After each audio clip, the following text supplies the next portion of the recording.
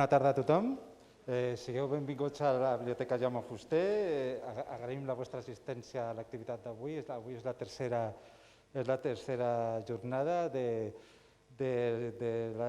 Saramago i el transsiberisme. I desitgem que podeu gaudir de l'estona, de l'activitat i no podeu portar tota l'estona de mascareta posada. I agraïm la vostra presència, també als ponents que venen avui. I moltes gràcies i endavant. Moltes gràcies i bona tarda a tothom. Avui, que és la tercera jornada i per tant cloem el Congrés Saramago i el transsiberisme, tenim una personalitat que és en Rui Reis, delegat del govern a Catalunya, que ens dirigirà unes paraules. Abans volia recordar un element, crec, molt important i que de fet definiria també l'esperit d'aquest congrés, que ho va dir ahir l'Antonio Sáez. L'Antonio parlava del seu país, d'Extremadura, i deia que l'especificitat d'aquest país no era tant els valors propis o locals com aquesta capacitat de relacionar-se amb altres pobles i concretament amb Portugal.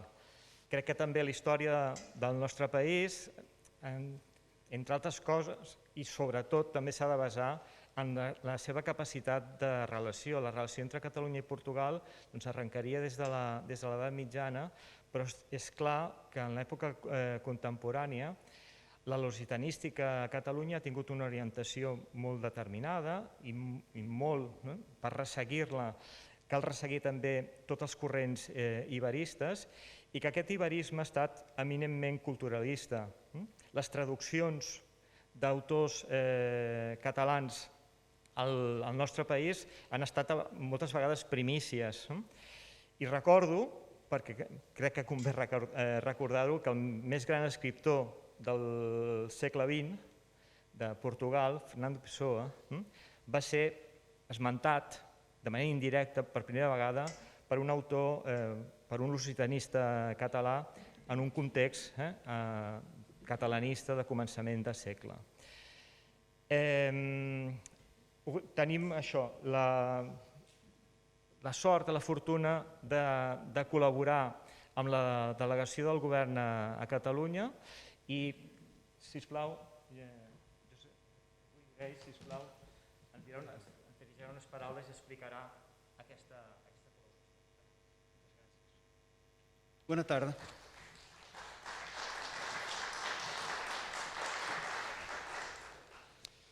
Bona tarda. M'agradaria començar agraint als organitzadors del Congrés Internacional Saramago i Transsiberisme la invitació per obrir aquesta taula final, Saramago i les Àfriques. Ja us explicaré perquè les Àfriques són molt importants per a mi. Vull agrair en particular a la Universitat Autònoma de Barcelona, les Biblioteques de Barcelona, la Fundació José Saramago i a la Càtedra José Saramago de l'Institut Camões, en la persona del professor Jordi Cerdà, que vaig tenir el gran privilegi i honor de conèixer fa gairebé un any aquí a Barcelona. Va ser amb molt de gust que la delegació del govern de Catalunya a Portugal va acceptar el vostre convit. No tinc intenció de substituir els investigadors que hem tingut el privilegi d'escoltar durant els darrers 3 dies. Tanmateix, m'agradaria fer algunes observacions sobre el tema del Congrés i sobre aquesta taula final, ja que s'ajusten al paper que assumeix la cultura i l'acció exterior de la Generalitat de Catalunya i, en particular, en l'acció de la delegació del govern a Portugal. En primer lloc, felicito els organitzadors pel títol del Congrés, Saramago i Iberisme.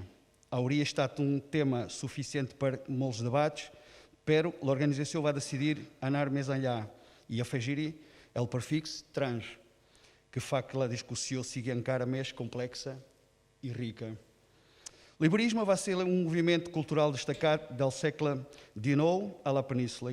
Gràcies a l'iberisme, els diàlegs entre escriptors i intel·lectuals es van intensificar fins al punt que podem dir que es va crear una autèntica república de lletres ibèriques. L'iberisme va marcar un moment de la história intelectual ibérica gracias al intenso diálogo de autores das diferentes expressões culturais e linguísticas da Península. Um momento de curiosidade onde pensar a seva cultura requeria o diálogo entre as culturas veínas. Sobre José Saramago. José Saramago vai recuperar esta necessidade de pensar el que som em relação aos altres, em um período de profunda crise da história dos povos ibéricos. Entendem aqui a palavra crise, em seu sentido original de ruptura e câmbio radical. Saramago publica A Jangada de Pedra em 1986, és a dir, l'any de la entrada do Estado português e do Estado espanhol à Comunidade Econòmica Europeia. Després de séculos mirant cap al món, els ulls dels pobles peninsulares es van girar cap a Europa. Ho vaig recordar que el primer dia del Congrés, quan es va obrir el Congrés, es va parlar exactament d'aquesta mirada del José Saramago sobre la entrada de la Península Ibèrica, diguem, a través do Estado espanhol e português, a la comunidade dos países portugueses, dos países europeus. A Jangada de Pedra vai ser, de fet, uma advertência de José Saramago sobre o risco de ancorar-nos à Europa, descuidando das relações estabelecidas amb el món, concretamente amb a América del Sud e a África. África. África para mim é especial, como já us he dit e como ha dit el professor Jordi Sardà. Jo vaig néixer a Moçambic, soc moçambicà, he tingut la grande felicitat de trobar el professor José Luís Cavasso, Excelência, molt gust tornar a veure. No és casualitat que quan mirem el programa d'aquest congrés veiem la participació de diversos investigadors d'Amèrica del Sud i un panell sobre a Àfrica. El moviment iberista és necessàriament trans, en el sentit que no hi ha iberisme si no hi ha una dinàmica de relacions i diàleg entre diferents cultures i expressões artístiques. Amb José Saramago, aquesta dinàmica deixa de considerar la Península Ibèrica com um centre exclusiu e se estende aos espais culturais americanos e africanos, transformando os povos ibéricos em pontes que conectam diferentes blocos culturais europeus, africanos e americanos. Ara us explicaré el nostre diàleg fa un any aqui a Barcelona sobre la possibilitat de la delegació del govern de Catalunya a Portugal afegir-se a un projecte amb la UAB i amb l'Institut Camões. Avui, de forma especial, m'agradaria cridar la vostra atenció sobre la celebració del Sant Jordi, com us he dit, a Lisboa. I per quin motiu? Doncs perquè està directament relacionada amb el congrés que ens ha reunit aquests 3 darrers dies. La delegació del govern de Catalunya a Portugal va decidir sumar-se a les celebracions del centenari de naixement de José Saramago e fer de la vida e obra del Premi Nobel de Literatura el tema central del Sant Jordi de 2022. Vaig trobar-me, com us he dit, amb el professor Jordi Sardà l'estiu passat i durant la nostra conversa va sorgir la idea de conciliar una jornada tan important per a la cultura i la literatura catalana com és la Diada de Sant Jordi amb el centenari de José Saramago. Aquesta unió ens va semblar natural. Va ser l'escriptor portuguès que es va associar al mateix Sant Jordi i a Catalunya quan va fer el pregó de lectura de Sant Jordi l'any 2004 al Saló de l'Ajuntament de Barcelona. És amb especial entusiasme que la delegació del govern de Portugal organitza aquest any el Sant Jordi perquè és una oportunitat per nosaltres per celebrar un escritor que ha marcat la cultura contemporània portuguesa, ibèrica i mundial.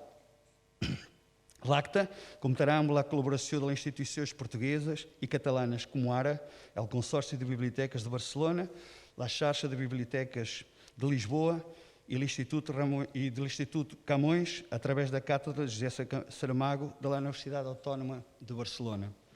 L'acte tindrà lloc el dia 23 d'abril a les 18 hores de Catalunya al Palácio Golveias de Lisboa e será retransmès en directe a Barcelona a través de les bibliotecas de la ciutat. O programa consistirá em uma projeção de um fragmento del pregó de leitura de São Jordi, feito por José Saramago além de 2004, seguido de um debate entre um escritor catalão e um escritor português sobre o impacto da vida e obra de José Saramago em las culturas ibéricas. E acabo convidando-os a assistir, já siga em Lisboa ou desde Barcelona, à celebração da Diada de São Jordi, que tendrá lugar a Portugal, e felicito um cop mês aos organizadores, assim como a todos os participantes em las diferentes taulas del grande nível e qualidade deste congresso. Muitíssimas graças.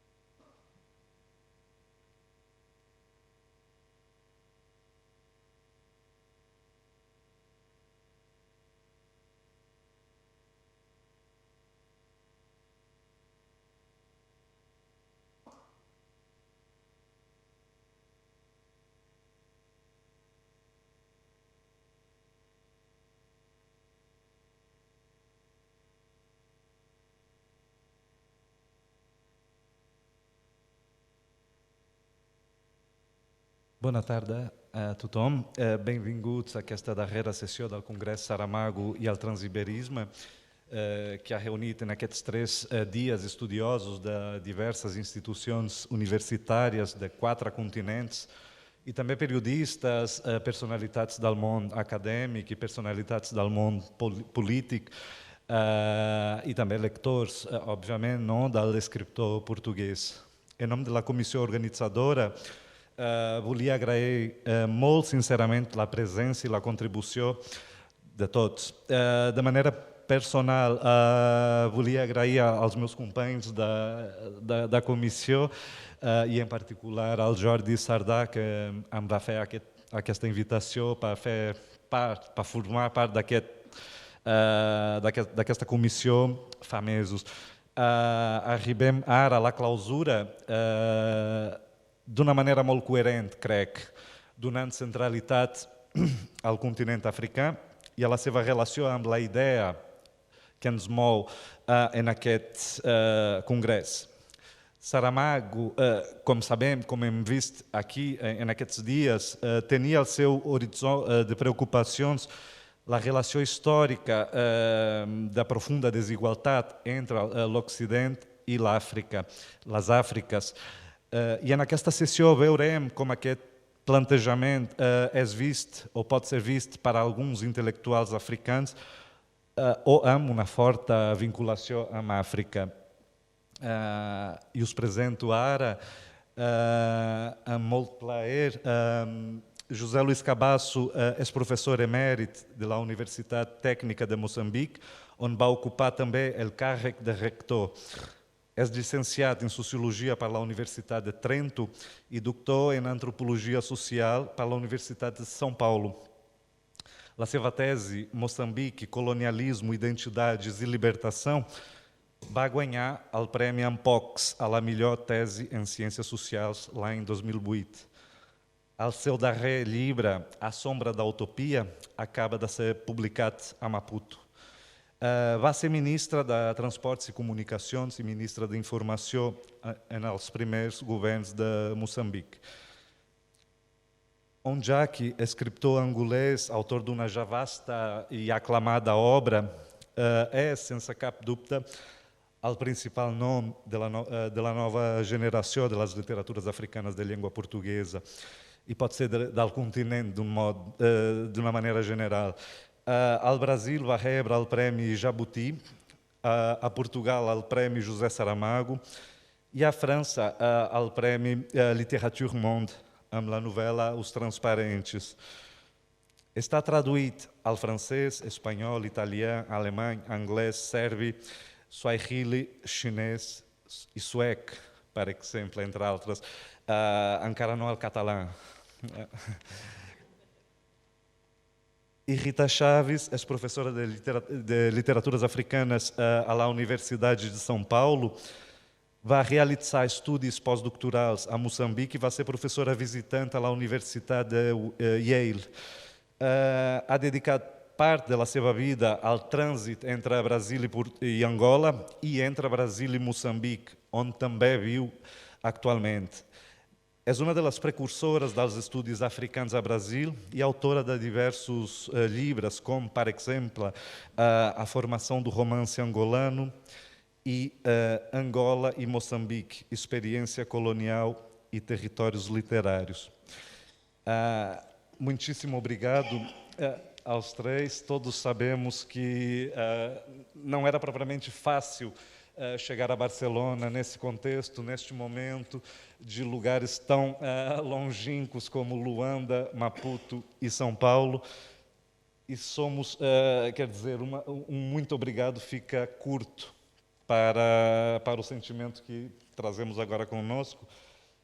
E só posso agradecer em nome de toda a comissão, enfim, de maneira reiterada e vincada. Muitíssimo obrigado, Rita, José Luís e Onjak.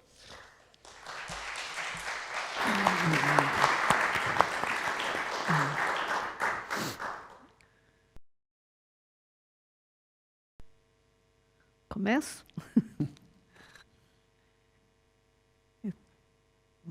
Bom, boa noite a todos nós que agradecemos muitíssimo a oportunidade de estarmos aqui. O Nazir disse agora na apresentação que é difícil chegar a Barcelona, nós três estamos de acordo que é difícil sair de Barcelona também, né? De fato, vocês nos proporcionaram, né, um verdadeiro privilégio, para usar uma palavra que tem sido bastante ouvida aqui.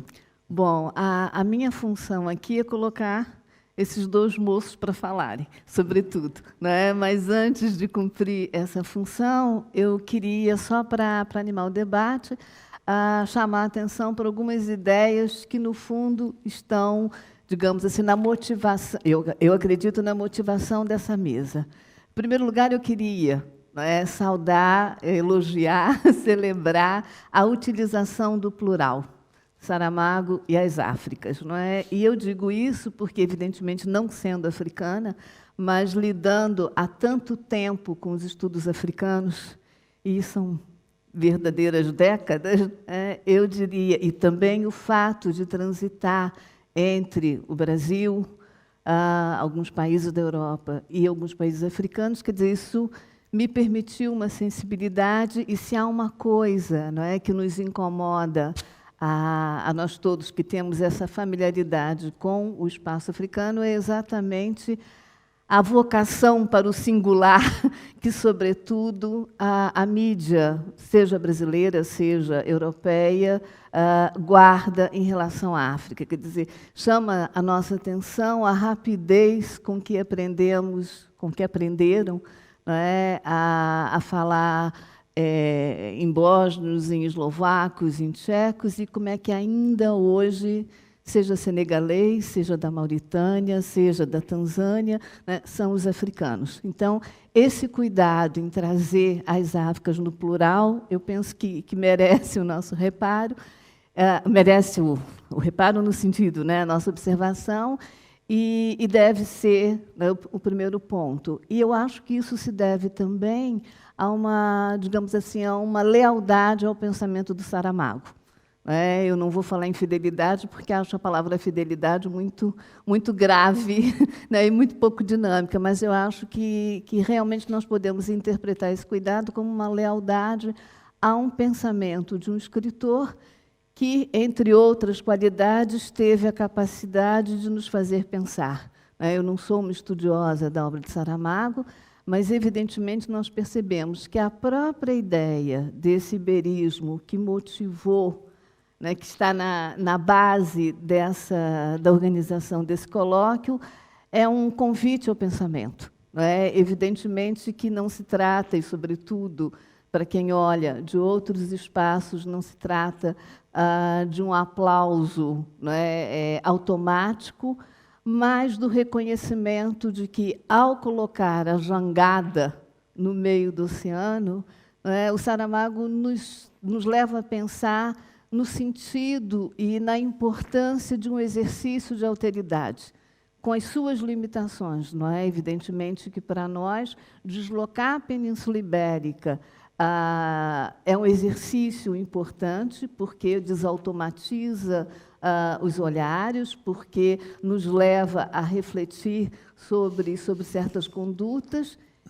Evidentemente que esse comportamento dele é também marcado por algumas limitações sobre as quais nós vamos falar também. Quer dizer, não se trata de uma conversa de enaltecimento, mas a nossa forma de homenagear o Saramago é trazer alguns pontos, trazer para a discussão alguns pontos que a sua obra, tão reconhecida, permite levantar. Aqui estão, penso eu, duas Áfricas diferentes, mas marcadas por algumas convergências. Nós temos duas gerações, dois países, dois oceanos, duas costas. Depois, no decorrer da conversa, nós vamos possivelmente poder discutir qual é a costa, qual é a contracosta, certo? Mas essa é uma polêmica que envolve angolanos e moçambicanos há muitas décadas, e que pode ter aqui algum desdobramento. Mas a verdade é que nós temos a presença de uma pessoa que participou do nascimento de um país, que esteve ligado ao processo revolucionário que permitiu que os povos do ultramar sonhassem em ser mais do que isso. O Zé Luiz Cabasso, como disse o Nazir, participou da luta de libertação, participou dos primeiros governos, depois empreendeu uma caminhada que o levou a refletir, inclusive, sobre esse processo. O Ondjak é da geração que cresce com seu país. Então, um faz nascer e o outro cresce com seu país. Um é de Moçambique, do Oceano Índico, o outro é de Angola, do Oceano Atlântico. Quer dizer, são povos, são circunstâncias, são geografias que também determinam um tipo de leitura. Bom, eu penso que eu me calo agora, e volto a provocá-los durante a apresentação. A primeira intervenção é do Zé Luiz Cabasso. Então, nós começamos, Ondjak, com a contracosta. Certo? Ou com a costa. Não, depende. a contracosta é lá. É minha casa. Okay. Bom, a todos, muito boa tarde. Os meus agradecimentos pelo convite que tiveram a amabilidade de dirigir e a minha felicidade por poder participar num evento tão importante como este. Eu já tive, por coincidência, já tive, também porque já tenho uma certa idade, já tive o privilégio de participar em duas celebrações de centenários de grandes escritores que eu admiro muito.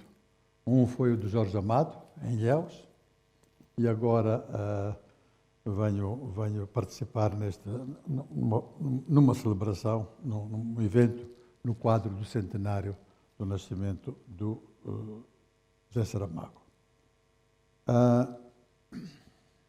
Saramago é um português. Antes de ser ibérico, ele é português, porque tem muitas características que eu reconheço nele como português. Mas ele é um português diferente da maioria dos portugueses que eu conheço. Ele foi por talvez, o seu esforço autodidata levou a uma reflexão muito pessoal, muito autónoma,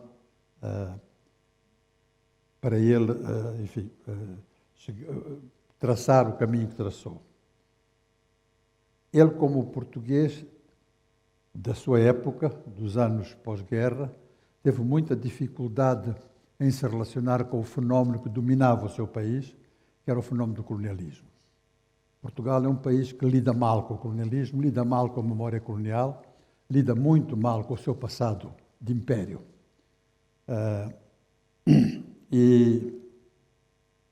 Portanto, o Saramago, obviamente, não foi, digamos, não passou por essa experiência sem sofrer. Mas ele fez um esforço, quer dizer, ele teve uma capacidade muito grande para repensar e para ganhar essa dimensão internacional, que fez dele um prémio Nobel, que fez dele uma grande personalidade do mundo contemporâneo. E eu talvez vou aqui referir aquilo que eu acho que talvez foi o testamento dele sobre a África. Foi umas notas que ele escreveu num blog, penso que em 2006, uma reflexão sobre a África que eu acho fantástica, eu acho uma síntese brilhante e com a qual eu me identifico profundamente e que me ajudou muito, foi para mim uma chave para depois compreender alguns outros aspectos do seu pensamento e da sua reflexão, onde eu via uma certa ambiguidade e que o que ele disse neste blog veio explicar como é que eu deveria interpretar essas ambiguidades. Com vossa licença, eu vou aqui, não vou ler o blog todo, mas vou ler algumas passagens que acho que são muito significativas.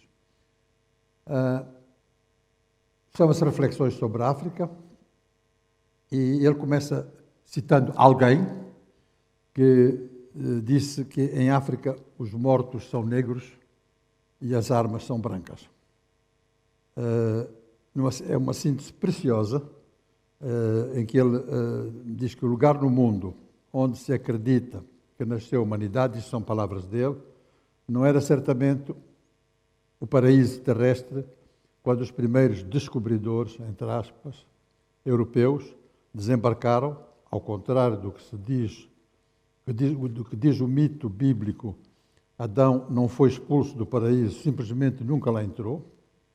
Contudo, com a chegada do homem branco, se abriram de par em par para os negros os portões do inferno.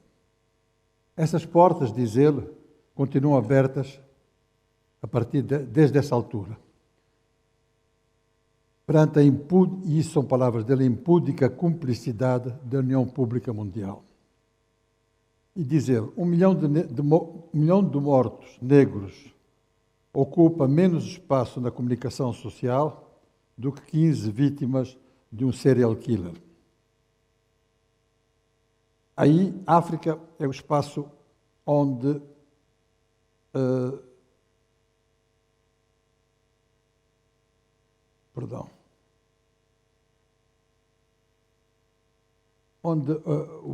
onde o mundo se sente mais à vontade para conter as ofensas que julgamos inconcebíveis.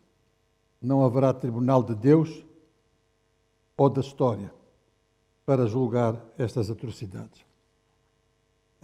Eu penso que o que Saramago compreendeu muito bem, com muita clareza e com muita firmeza, foi aquilo que a Rita também falou antes, é que nós temos um mundo muito injusto na forma, na abordagem que faz dos problemas. Fala-se sempre em democracia e igualdade e a visão é sempre antidemocrática e desigual.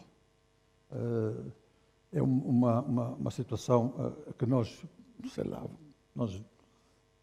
mesmo esta tragédia que está ocorrendo aqui na guerra na Europa, evidencia muito essas diferenças de julgamento, essas diferenças de valores. Quando eu comento com alguns amigos europeus, mas olha, Putin é realmente uma pessoa condenável e uma pessoa, o que ele fez não tem discussão. Mas ele não foi o primeiro a fazer uma coisa desta natureza. A resposta que me vem sempre é: um crime não justifica o outro. E eu só pergunto, então vocês consideravam que a invasão ao Iraque foi um crime? Se consideram que isso foi um crime, que não justifica isto, eu estou de acordo que não justifica. Onde é que estão as sanções aos invasores do Iraque? Onde estão as sanções aos invasores da Líbia? Onde estão a condenação das forças que bombardearam, massacraram e destruíram esses países? Então, um crime não justifica o outro, mas um crime não é tratado como outro da mesma forma como crime. E esta injustiça é permanente. Quer dizer, nós que vivemos nos países desfavorecidos, sentimos de uma grande vulnerabilidade, porque a nossa segurança, a nossa tranquilidade, o nosso futuro são extremamente vulneráveis, extremamente fracos. Frágeis. Com grande facilidade se vai e se destrói o que nós, com tanto sacrifício, fomos capazes de construir ou estamos construindo. E isso é uma situação que naturalmente nos apraz muito que Saramago tenha, com a autoridade e com a lucidez com que ele analisou o mundo, e analisou, neste caso, particularmente a África, nos apraz muito que ele tenha sabido dar este testamento sobre a sua visão de África. Ele diz: o futuro não é juiz, porque de uma ou de outra forma estamos envolvidos pelo egoísmo, pelo comodismo, pela falta de generosidade ou pequenas cobardias do cotidiano. E ele apela então para a insurreição das consciências livres e pergunta-se, e termina perguntando-se: será ainda possível? E eu penso que quando ele fala novas formas de comunitarismo, como é o caso do iberismo, nós lá de longe, do outro lado do mar, o que nós vemos é que há uma tentativa, está subjacente a este esforço do Saramago a ideia de ressignificar uma identidade ibérica, ressignificar uma identidade ibérica. E essa ressignificação é importante, porque, e talvez isso é o aspecto que muitas vezes não se toma em consideração, porque essa identidade ibérica tem grandeza, tem uma grandeza tem uma grande importância na criação da modernidade, da época moderna, mas tem também o ónus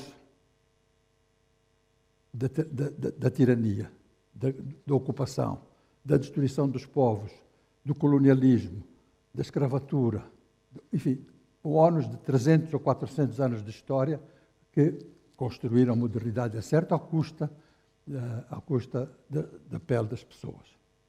E esta dificuldade de gerir este problema é uma dificuldade que nós temos que considerar. Portanto, ele não está... quer dizer, quando Saramago faz este testamento sobre a África, ele dá-me a minha chave para interpretar aquilo que eu via de ambíguo no transiberismo. E me ajudou muito este blog a interpretar, porque transiberismo em si, quando desvinculado de todos os outros elementos de interpretação, tem áreas de penumbra. E eu penso que isso é um aspecto aqui para podermos discutir. Mas vou já, sim, Sim. sem aquecimento. Muito boa tarde. Bom, agradeço, faço das palavras do Zé Luís as minhas em termos de agradecimento. É um prazer voltar a Barcelona. É um prazer estar na companhia, estar a ser moderado pela professora Rita Chaves, que, para quem não conhece, mas acho que vocês estão aqui conhecem, faz parte de um grupo de professores, professoras, professores, hoje está na moda, que no Brasil há muitos anos, e não apenas agora, que tratam as nossas literaturas, as nossas realidades, os nossos autores, as nossas temáticas, com a delicadeza e o respeito de quem chega à casa do outro, não é? E muitas vezes, eu conheço muitos professores no Brasil, e em Portugal também, que são especialistas, mais do que todos nós, das nossas próprias literaturas. Mas isso põe-vos num lugar delicado que é preciso saber estar. E eu cumprimento a um certo grupo de professores e professoras que sabem estar nesse lugar de conhecer, de prescrutar, de buscar, mas de ao mesmo tempo respeitar. E o José Luís Cabasso, que é um amigo nosso, digo, de Angola, mas também o José Luís Cabasso conheceu o meu pai antes de me conhecer a mim, o que é normal. Não, mas para dizer que eu me tornei também amigo dele, mas ele já era amigo do meu pai. Não sei se foi antes de eu nascer ou não. Conheces o meu pai? Antes de eu nascer. Muito bem. A minha mãe também conheceste? Antes de eu nascer? Não. Ainda bem. Ainda bem. Não, também teria sido interessante, mas poderia estar aqui numa outra postura. Ai, angolano. Há pouco tempo fizeram uma minissérie. Tem havido muitos trabalhos em torno disso, não é? Estou-me a lembrar por causa, obviamente, da figura do Saramago. Fizeram uma série televisiva chamada Herdeiros de Saramago. E era com cada uma das pessoas, dos autores e autoras que ganharam o prémio Saramago. E lá em Angola o jovem encontrou-me e disse: Jackie, eu sei que você é herdeiro de Saramago. Eu disse: eu? Não, os herdeiros é a filha dele, não sei o quê. Não é? Ficou esta ideia de que nós somos de alguma maneira, enfim, nós somos um grupo de pessoas que ganhamos esse prémio, creio eu, espero eu, que por razões literárias. Alguns se identificam mais, outros se identificam menos. Eu identifico-me com muito do que o Saramago escreveu, sobretudo do ponto de vista da ficção, mas é verdade que há autores que nos trazem com cuidado, com carinho, daquilo que fazem na ficção àquilo que fazem na sua vida real. Portanto, às vezes gostamos só do autor, às vezes gostamos do autor ou autora, da pessoa que escreve e da pessoa que a pessoa é, fora dos livros, e às vezes ainda a pessoa que é fora dos livros age em consonância, não tanto com a literatura que andou a praticar, mas com as exigências da sua contemporaneidade. E isso nem sempre acontece, e não estou a dizer que tenha que acontecer. Há autores, há casos em que alguns autores são mais chamados a atuar na sua contemporaneidade, uns são mais recolhidos. Estou-me a lembrar, por exemplo, do Herberto Helder ou de outros. Não quer dizer que não estivesse a pensar a sua contemporaneidade, mas são pessoas cuja personalidade não permite, às vezes, estar em constante diálogo. Há muita coisa que ficava dos livros. Eu pensando nisto do Saramago e as Áfricas, digamos, o Zé Luís já pegou nesta coisa mais direta do que ele andou a dizer e a pensar sobre a África. Eu queria pensar também, subverter um pouco, e vou fazer ao contrário. Eu, na minha condição de pessoa, aqui não de autor, na minha condição de pessoa angolana e, portanto, africana, gosto de pensar em pequenos pedaços de um legado que o Saramago deixa. Um legado tem a ver com o lugar de justiça. Em quase todas as obras, procura trabalhar, não como imposição, mas como questionamento do lugar do homem na sua sociedade. E, claro, eu digo justiça porque normalmente vai buscar questões de exploração, poder, lugar do trabalhador, etc. E onde isso, sim, faz um puzzle onde a palavra que sai é não justiça no sentido judicial do termo, justiça humana. Em muitas das obras eu encontro esta pergunta: e onde é que anda a justiça nesta situação? E no caso dele, por exemplo, recua até Caim, por exemplo, não é? E aí também esta questão de como é que se processam estes diálogos sobretudo humanos. E daí, portanto, o lugar do ser humano, em particular do trabalhador.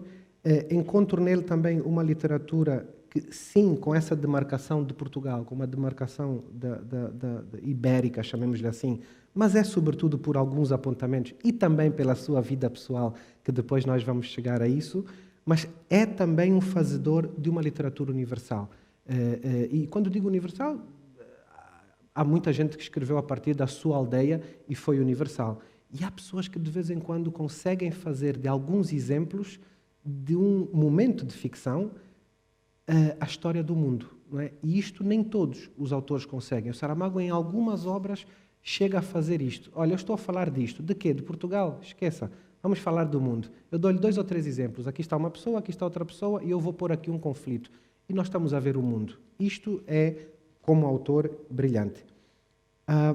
A boa inquietação, no sentido em que revela, não ele aí, creio, mas os personagens, uma inquietação humana, de busca de soluções, e nos seus personagens, na busca de soluções, vai apresentando conflitos, algumas resolúveis, outros não, da grande questão humana, do comportamento humano. Às vezes, quando nos perguntam, bem, a mim às vezes perguntam sobre o que é que escreve. Isso é mais na minha terra, que querem que eu explique tudo, o livro, as páginas, até sobre o que é que escreve. E eu digo, olha, eu escrevo sobre pessoas, não é? E depois sinto-me um perfeito idiota, porque é claro que escrevo sobre pessoas e toda a gente escreve sobre pessoas.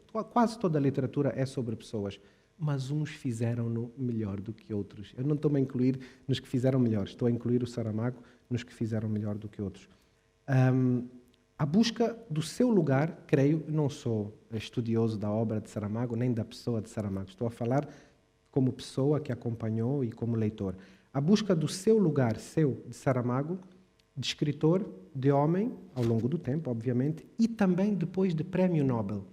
Não deve ser fácil para ninguém, exceto para um ou outro, assim, cujo espelho está sempre em diálogo e o Narciso está sempre ali, sempre, mas não deve ser fácil para um autor ou uma autora, de repente, não creio que seja de repente, ganhar o Prémio Nobel.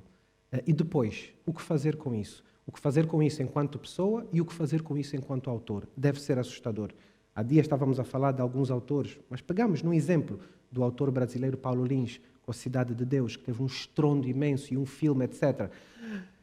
Quer dizer, por mais que ele disfarçasse, por mais que estivesse bem, e o susto, o que é que eu faço depois desse livro? Não é? E no caso do Saramago não é um livro, é um prémio Nobel.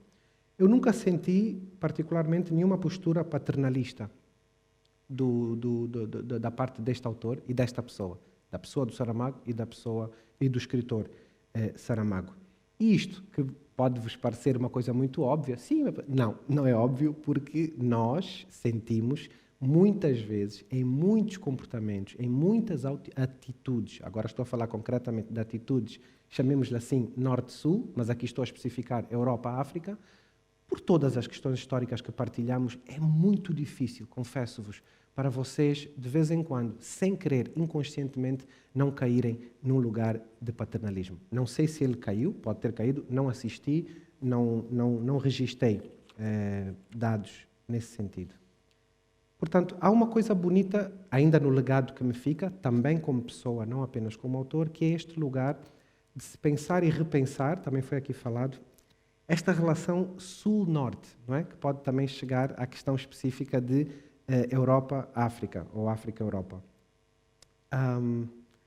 E uma das coisas de que sinto falta, por vezes, é que ficou, ia dizer cimentado, mas ficou, espero que não esteja já cimentado ou sedimentado, um hábito de se respeitar, divulgar e, como é que se diz?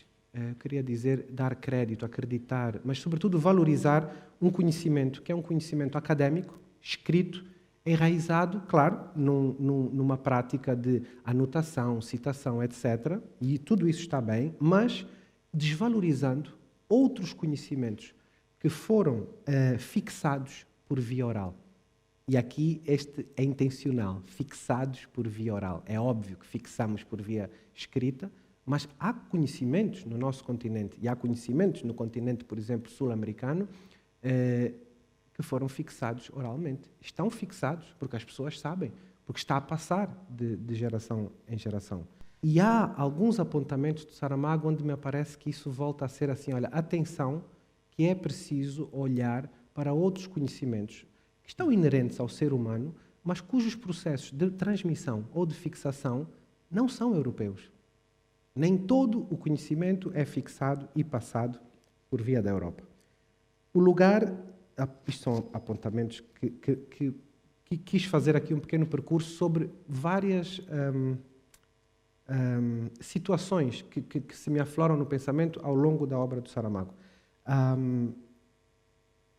Esta questão do transiberismo, e que muitas vezes escutamos também a partir daqui, a Europa, por exemplo, tem muitos encontros, muitos, sim, também literários, aos quais chamam transibéricos, e muitas vezes também nós estamos convidados, né, lá no transibérico. Epá, e nós vamos, tudo bem, é bom, vamos discutir, conhecer os colegas e tal, não é? Então eu fico a pensar que, como disse agora, o professor disse, o movimento iberista ou ibérico é necessariamente trans, não é? Sim, eu espero que cada vez mais trans, e depois também arranjamos um nome aí para incluir todos esses suis, porque já nos convidam, não é? Eu não sei se é por via da língua também, né, da língua portuguesa, então nós estamos aí nesse transibérico e é bonito. Mas eu acho que andamos à espera dos dias em que o mundo inteiro seja trans. Aqui não estou a falar de sexualidade, embora também, se o mundo quiser, pode ser todo trans, não há problema, no sentido de deixar as pessoas, mas sobretudo a informação circular, desde onde ela seja emitida e para onde ela possa ser recebida. Seja informação política, seja informação medicinal, nos campos da medicina tradicional, que no continente africano e na América Latina são muito fortes, muitas vezes são ignorados, intencionalmente ignorados, e agora, já nos últimos anos, e há já alguns largos anos, devagarinho, são recuperados. Elementos da natureza que estão lá, que os nossos povos trabalham e tratam há muito tempo, recebe uma certificação da Pfizer ou da não sei quem, uma certificação, diz, esta planta, agora sim, nós acreditamos que esta planta cura. Nós lá já estamos a fazer chá desta planta há não sei quantos anos, ou, por exemplo, a medicina tradicional chinesa, não é? Que também há este diálogo de informação que é uma luta mundial de quem detém e produz a informação. E quem produz a informação, às vezes consciente, muitas vezes consciente, às vezes inconscientemente, produz a informação que lhe convém. Eu sempre quis dizer isto, vou aproveitar porque estamos no evento que tem a ver com José Saramago. O meu avô não era analfabeto, era pescador. Por causa do discurso dele, que ele fez, né? Que ele dizia que o avô era analfabeto. Mas isso não deixa...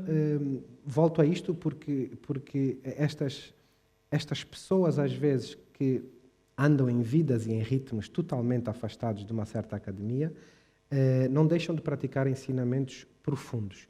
E em muitos dos personagens da obra de Saramago, isso volta e acontece com alguma frequência. A sabedoria vinda de lugares, chamemos-lhe assim, lugares / personagens, altamente, eu ia dizer altamente inesperados. Para mim, não altamente inesperados, mas alguns inesperados. Saramago dizia, sempre chegamos ao lugar onde somos esperados. Eu acho que o conhecimento deveria ser partilhado de modo sempre a chegar aos que por ele, conhecimento, esperam. Não é? Até onde devemos levar a palavra, não a palavra do Senhor, neste caso, mas a palavra. Há muitas maneiras de pedir emprestado o termo terceira margem, de Guimarães Rosa. E a terceira margem, eu creio que pode ser vista, se quisermos aqui, como as pessoas constituírem uma terceira margem daquilo a que estamos habituados a observar e a classificar. Esta terceira margem, pessoas, de quem frequentemente os governos se esquecem. Lembram-se de 5 em 5, de 4 em 4 anos, na hora de votar, e estas pessoas que a mim me parecem que na obra de Saramago estavam muito presentes, algumas mais do que outras, com uma tendência absolutamente pessoal das suas práticas e das suas crenças políticas que também oscilaram ao longo dos anos. E um alerta, não é? Há muitos livros que não fecham, e isso é muito bom nos livros dele, não fecha completamente, não é uma lição, não é uma doutrina, o livro fica aberto, e em que eu muitas vezes penso o que fazer com esse legado histórico do cruzamento não pacífico da Europa com o resto do mundo. O que fazer, por exemplo, com as consequências fronteiriças da Conferência de Berlim. Nós ainda vivemos hoje, o nosso continente, em função, não é uma mera brincadeira, não é um mero desenho de fronteiras o que aconteceu ali. É um assunto que me interessa muito, pensar como é que passaram lá aqueles dias, lá, o que é que eles estavam a fazer, porque aquilo parecia que era uma brincadeira, não é? Régua e esquadro, bom, uma brincadeira que teve consequências gravíssimas. No nosso caso, dividiu, inventou, recriou fronteiras onde elas não estavam, eventualmente aproveitando um rio, uma montanha, uma situação geográfica, causando que grupos, grandes grupos étnicos, reinos até, reinos organizados, que se dividissem e cujas consequências vemos até hoje. O que eu retenho da obra do Saramago muitas vezes é isso, o apelo ao respeito, ao diálogo, expondo até às vezes situações de difícil diálogo e de difícil encontro. Era isto que eu queria dizer assim. Bom, acho que temos alguns minutos ainda. Eu penso que dessas duas exposições, há dois pontos que nós podemos desdobrar. Uma é essa enorme capacidade que o Saramago teve de lidar com a história e de propor novas leituras. Mas eu penso que, talvez, em relação ao transiberismo, o que nós podemos também destacar é a capacidade que nós devemos exercitar de transformar as geografias. Quer dizer, de modo geral, nós nos habituamos a ver o tempo como uma entidade dinâmica, e o espaço como algo centrado. E como acabamos de ouvir também pela exposição Dom Jacques, quer dizer, no caso da África, até as geografias foram, eu não diria transformadas, mas transtornadas. E quando eu tenho na obra literária, e não é só na Jangada de Pedra, mas eu posso pensar também no Levantado do Chão, quando eu tenho a capacidade, ou pelo menos um certo aceno à possibilidade de mexer com a geografia, eu estou apostando no sentido de movimento que está contido na expressão transiberismo. Então, acho que essa capacidade de rever e de transformar, volto a insistir, evidentemente, que nós não vamos fazer aqui a canonização do Saramago, nem um panegírico que só empobreceria a obra dele, mas pensar como é que essa literatura que ele nos traz, ela funciona também como um apelo para outras leituras. E eu acho que o campo da geografia é aí privilegiado. Quer dizer, os espaços são mudados, os espaços são invadidos, os espaços são transformados, mas há sempre a possibilidade de nós reconstruirmos sobre isso. Quando ele pega a ideia da jangada, e põe no meio do mar, dizer, há uma ideia de que esse mergulho na fluidez é útil, é produtivo, é propício a um olhar diferenciado. Quer dizer, ontem, a comunicação da Lívia nos alertou para a limitação que a história, muitas vezes, condiciona. É preciso exercitar radicalmente essa capacidade de ver a diferença. É, inclusive, fundamental perceber a própria limitação de cada um de nós de ver a diferença, mas esse investimento na alteridade, ele é fundamental, e ele é constitutivo da literatura. Eu acho que, se há algo que nós não podemos esquecer, é que o Saramago entra para a história das relações culturais como escritor. Então, nos interessa também não só olhar o iberismo como um tema, o iberismo como um assunto, mas o iberismo como um procedimento literário.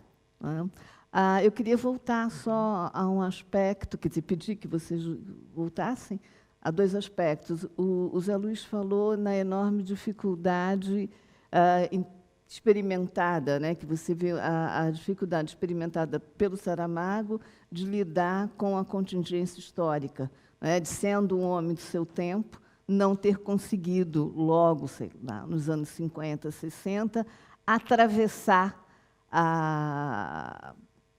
fazer a travessia que seria fundamental para enxergar a África sob uma outra perspectiva. Eu queria que você, quer dizer, como um homem, não é, da geração da construção do pensamento nacionalista moçambicano, desenvolvesse um pouco essa ideia. Bom, os dois, tanto a Rita como o Jacques, puseram um pouco esse problema. A África é um... Eu vou fazer, antes de entrar diretamente nisso, a África é um caso sui generis do ponto de vista da reorganização do espaço. Porque se nós formos percorrer a história da Europa e, de alguma forma, também da Ásia, nós vemos que, durante os séculos, as várias nações, quando é no nosso caso chamam tribos, mas as várias nações se combateram pelo território. Combateram pelo território ao fim de muitas guerras, ao fim de muitas, inclusivamente de eliminação de algumas dessas nações. Eles acabaram definindo o espaço de influência de cada uma dessas nações. E aí se chamaram países. Definiram as fronteiras, mais ou menos à volta desse consenso, que era o espaço de cada uma das nações, ou grupos agregados a essas nações. Portanto, a gente pode dizer que os países nasceram das nações na Europa. Em África, as nações estão nascendo dos países, porque dividiram o território, diz que quem está aqui dentro é moçambicano. E criaram uma nacionalidade que não existe, uma identidade que tem que se construir ao longo da história e naturalmente, isso gera aquilo que gera, naturalmente, conflitos, gera, inclusive, guerras civis, gera vários problemas, cuja responsabilidade é depois atribuída ao africano, esquecendo todo o processo histórico que determinou isso. Quando na Jugoslávia, é um problema. Quando é em África, é outro problema. E, portanto, esta questão da reorganização do território é um problema que o Jacques levantou, é um problema realmente determinante e que desvirtua todo o equilíbrio, toda a harmonia das sociedades, harmonia no sentido entre espaço, território, espaço e cultura das sociedades africanas. Nós somos coxos, nós somos diminuídos físicos na nossa Constituição. E, portanto, estamos padecendo sempre disso, padecendo todos os momentos disso. Voltando quer dizer, esta é uma dificuldade naturalmente muito grande para os europeus de compreenderem exatamente este problema, não é? Quer dizer, de interiorizarem, não é compreender é fácil, é interiorizarem a compreensão deste problema. E, portanto, isso coloca sempre a questão da África numa plataforma complicada. E nós vemos, por exemplo, Saramago, nos seus anos de juventude, militou no Partido Comunista, ou militou muito próximo do Partido Comunista Português. Penso que militou mesmo naquele período, militou diretamente no Partido Comunista Português, mas foi se distanciando do ponto de vista crítico, não do ponto de vista das ideologias, mas do ponto de vista crítico, sobre a prática do Partido Comunista Português. E é muito interessante nós vermos que o Partido Comunista Português, quer dizer, que a esquerda portuguesa, quer dizer, o Império é consolidado ideologicamente em 1933 com a proclamação do Estado Novo, onde se estabelece uma ficção política que é a integralidade do território nacional. Portanto, Moçambique era uma província como o Algarve. Quer dizer, obviamente que Moçambique é uma província como Algarve, em Moçambique não se falava português, era uma minoria de quatro gatos pingados que falavam português. Quer dizer, o problema, ele já não viveu isso porque ele já beneficiou da minha independência. Mas eu, por exemplo, quando tinha 10 anos, quando tinha 8 anos, lia nos livros de escola que se falava na capelinha, na capelinha branca, com as telhas, coisa que eu nunca tinha visto na minha vida, não fazia a mínima ideia. Era um conto de fadas aquilo, não era uma noção de... Aquilo era para criar uma noção de pátria, mas não, para mim era um conto de fadas, absolutamente. Não tinha... Falava-se dos nossos antepassados lusitanos, que era também uma ficção, porque eu nem sequer conhecia Portugal, nem sequer estava lá. Apresentava-se um Portugal que era do tamanho de Moçambique, onde ele era 8 vezes mais pequeno. Quer dizer, mas o mapa era... As crianças viam um mapa do mesmo tamanho de Moçambique, pensavam que aquilo era igual. Não era. Então, com Angola era 14 vezes mais pequeno. Enfim, toda esta ficção em que a gente foi criado deu uma distanciação muito grande. E se deu uma imagem errada para mim, que era moçambicano, e para o pai dele, que era angolano, também deu uma imagem errada aos portugueses. Porque os portugueses, o que é que conheciam da África? Conheciam o que iam para lá alguns voltavam milionários, outros morriam lá das febres palúdicas, e a África era sempre esta coisa entre o Eldorado e o inferno. E para conhecer a África, o que é que o Estado Novo português criou? Fez os zoos humanos, levou tribos, pessoas a viver durante um mês num jardim zoológico em Lisboa, para serem visitados pelos portugueses, para os portugueses saberem como é que eram os africanos, como é que eles viviam. E viviam, que não viviam assim lá em Moçambique ou em Angola, mas foram recriadas condições antropológicas, digamos assim, para se ter uma imagem do que era. Isto para criar a ideia do grande império, para criar a ideia de missão civilizadora, etc. Todo Portugal viveu sob esta influência. Todo Portugal viveu. Mesmo o Partido Comunista, que era, por definição, um partido anticolonialista, teve muita dificuldade para se afirmar como força anticolonialista. Eu tenho aqui, posso lembrar, por exemplo, que no terceiro congresso, em 1943, portanto, já quase no fim da Segunda Guerra Mundial, tem uma passagem das teses do congresso que é absolutamente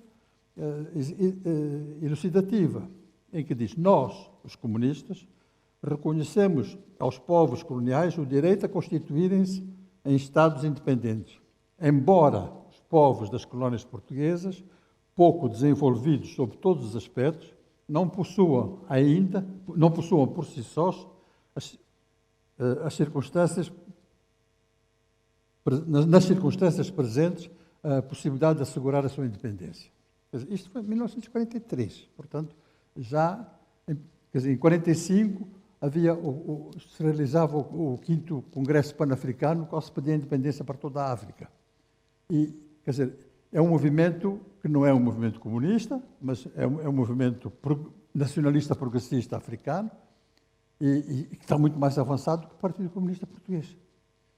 Isto significava, digamos assim, representava um pouco o atraso, vamos não usar outras palavras, o atraso da situação política em Portugal, motivada pela pressão do Estado Novo, pela ditadura salazarista, mas motivada também pela pequenez e pelo mito. Um país pequeno que foi glorioso em 1500 e que ficou vivendo sempre em cima dessa glória, e essa glória chamava-se Império, e o Império, se morria essa glória também. E isso é um problema que se foi arrastando. Tem alguns textos importantes. Esta posição do Partido Comunista Português só se vai modificar no 4º Congresso. Quer dizer, entretanto, a União Soviética tem o Congresso Antistalinista de 1955. Khrushchev faz a denúncia do stalinismo e da visão stalinista do socialismo num país só, que condicionava todo este esquema.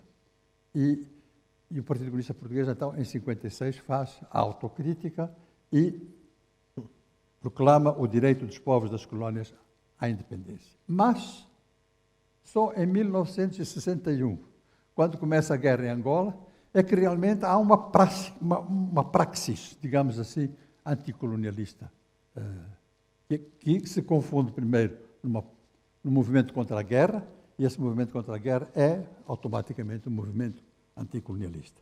Mesmo assim, de 56 até 61, o Partido Comunista não é ativo na luta anticolonial. E são os movimentos de libertação, são os nacionalistas africanos que fazem essa. E os nacionalistas africanos queixam-se, agradecem, quer dizer, eles têm muitos textos, os meus camaradas, angolanos, moçambicanos, etc., em que se diz, nós temos o apoio dos Partidos Comunistas português, para tirar os nossos estudantes para a França e para não sei o quê e tal. A organização do partido colaborava. Mas a ação concreta anticolonial não era evidente. E antes, pelo contrário, tem um texto do Mário Pinto Andrade, uma entrevista do Mário Pinto Andrade, que ele diz: sim, nós temos boas relações, isto já em 62, 63, já não me lembro, não sei se 62, 63. Nós temos boas relações, mas os camaradas portugueses estão sempre a dizer o que é que a gente tem que fazer.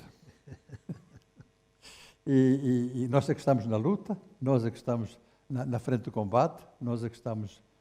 mas eles estão sempre a dizer o que é que a gente tem que fazer, estão sempre a nos aconselhar o que é que nós temos que fazer. E isto é um problema, quando ele falava do paternalismo.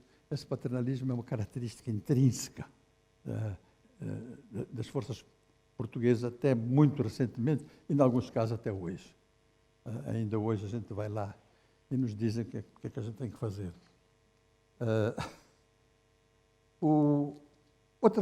Só um aspecto muito interessante para ver este divórcio que a esquerda portuguesa tem com a África. O grande movimento literário português que acompanha um pouco o Partido Comunista e as forças de esquerda, etc., é o neorrealismo. O neorrealismo português não tem um único livro que eu conheça sobre África, em que aborda a questão africana. É o Alentejo, é o Ribatejo, é os operários da CUF, é os não sei o quê, como se não existisse império, como se não existissem colónias, como se não existisse colonizados, como se não existisse exploração colonial. Não há. E este é o neorrealismo português, é o neorrealismo local, doméstico. Quer dizer, grande força que tem o Saramago é conseguir romper com isto tudo. Ele consegue romper com isto tudo, porque ele tem uma grande crença na verdade. Ele tem uma grande crença. Ele é um homem que dizia o que pensava e tem uma grande crença na verdade. Quando eu digo, quer dizer, eu aprecio muito naquele homem essa sua grande capacidade de ter rompido contra tudo e contra todos nesta dimensão. Não sei se mais ou menos.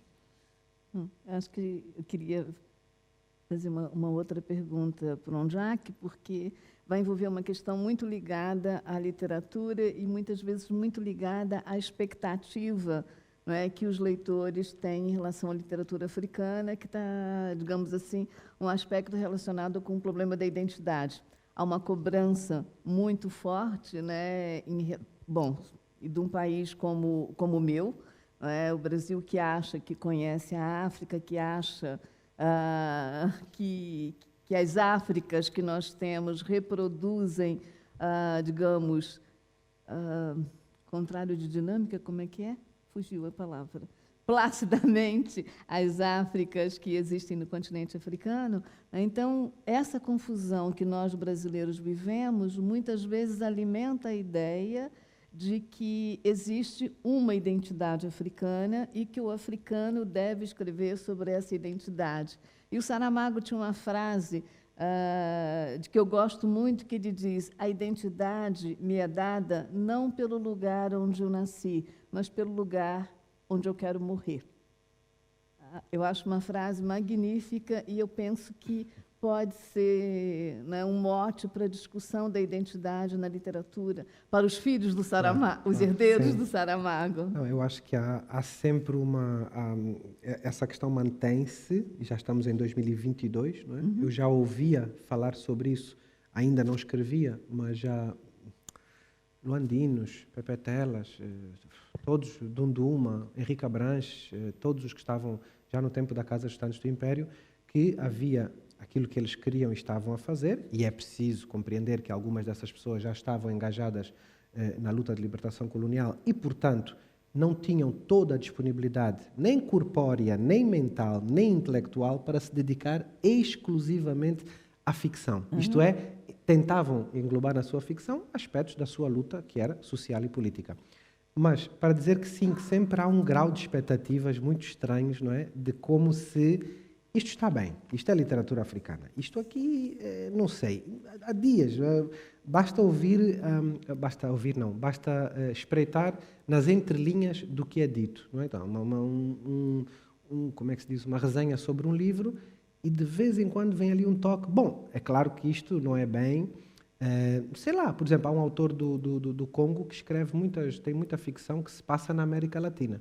E primeiro ele zangou-se com o pessoal dele, porque lhe disseram lá no Congo: então o senhor é daqui, está sempre a escrever lá sobre a América Latina. Ele zangou-se e disse: agora só vou escrever sobre a América Latina. E andou uns anos, estou-me a tentar lembrar do nome dele, se me lembrar, já vive em Paris, mas é do Congo. Obviamente que o senhor tem o direito de fazer aquilo que ele quiser e com os conteúdos que quiser tratar. Eu creio que é mais uma questão do olhar e da problemática do que dos conteúdos e do formato, não é? Porque, evidentemente, que há pessoas que escrevem perto de uma certa coloquialidade, de uma certa oralidade que se pratica nas ruas de hoje. A língua portuguesa que está na boca dos personagens de Luandino Vieira, dos personagens daquela época, ou de outros, não pode ser a mesma da língua portuguesa, da boca dos personagens do Manuel Rui no início dos anos 80, dos meus no fim ou princípios dos anos 90, Pepe Tela, etc, etc. Não é? Acho que não é bem isso, quando às vezes eu ouvia as pessoas dizer: o Miyakoto escreve muito bem e faz aqueles trocadilhos e tal. Eu disse: mas o livro, lembra-se do livro? Sim, tinha uns trocadilhos, mas o livro, a história que o Miyakoto está a contar, o Miyakoto, bom, as pessoas no princípio prendiam os seus trocadilhos, mas ele estava a contar histórias, não é? Eu acho que como vocês dizem no Brasil, é uma faca de dois legumes. Há o lado de quem cobra essa espécie de o que é a literatura africana e vocês, como são africanos, têm de a fazer, e é uma responsabilidade nossa de ir fazendo, de acordo, como dizia o Rui Duarte Carvalho, de acordo com aquilo que nos é urgente, porque a literatura também envolve, apesar de toda a ficcionalidade, tem o seu cariz de reflexão, em alguns casos, em alguns escritores estão a pensar, estão a fazer ficção, mas estão a pensar a sua terra, as suas dinâmicas sociais e culturais. E eu creio que isso, sim, ainda sinto, mas creio que se vai desfazer e que a única resposta é escrever mais e melhor. Isto é o que eu penso. Quando miúdos, eu também sou miúdo, eu sei, mas tem lá uns que são mais miúdos do que eu, né? Já não sou tão miúdo. E que me perguntam o que é que devem fazer, etc. Eu disse: bom, olha, eu não sou desses que respondam o que é que deves fazer, mas creio que deves fazer aquilo que te apetecer. Não respondendo, mas respondendo, não é? Porque se houver urgência humana e literária dentro de um escritor, isso vem ao de cima, claro, adicionado a outros elementos, não é? E eu penso que isso, com calma, com muita... Isso era muito bonito no Mário Pinto de Andrade. Era uma certa elegância calma com que ele ia dizendo as verdades. E isso tem muito mais força do que... Eu próprio me treino para isso, para não estribuchar, para não ofender o outro, para não ir para uma agressividade, seja de palavra, seja física, não é? Eu acho que isso, o tempo... E a qualidade. É claro que há literatura africana de muito pouca qualidade e há literatura africana de altíssima qualidade. Mas creio que o que pedimos é que olhem para a nossa ficção e para a nossa literatura com o mesmo grau de distanciamento e de respeito com que se olha para a japonesa, ou para a norueguesa, ou para a portuguesa, não é? Acho que isso vai acabar por se diluir. Há muitos preconceitos que ainda não estão falados, que não estão suficientemente falados.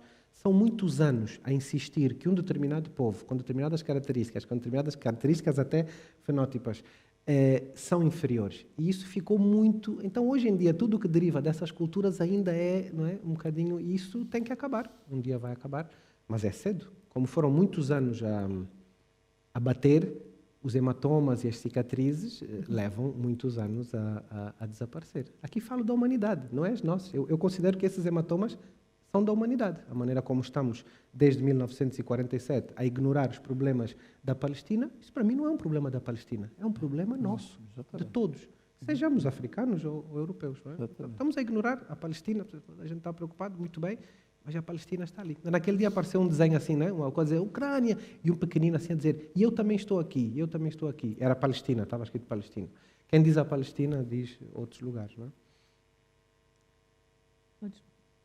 Desculpa, queria só reforçar uma coisa que o Jorge Cabasso disse, que é interessante. Uma vez eu perguntei ao meu pai por que o documento, um dos primeiros documentos redigidos, naquele caso era do MPLA, mas havia outros, aí dizia, exigimos a independência como é que se diz?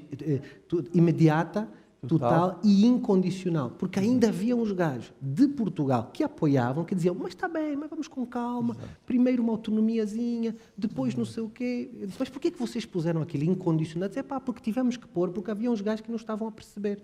Exato. Qual era o momento e qual era a situação. Estavam a perceber muito bem. Sim, estavam, mas não é?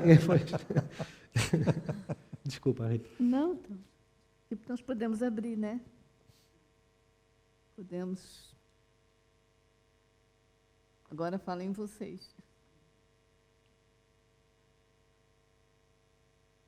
Se não, eu tenho perguntas para fazer ao Zé.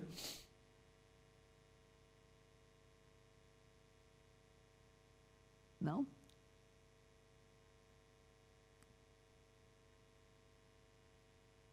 Fechamos?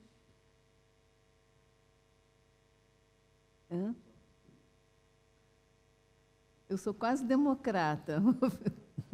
Posso perguntar mais uma vez? Alguma questão que vocês queiram colocar? Perguntas ou mesmo comentários?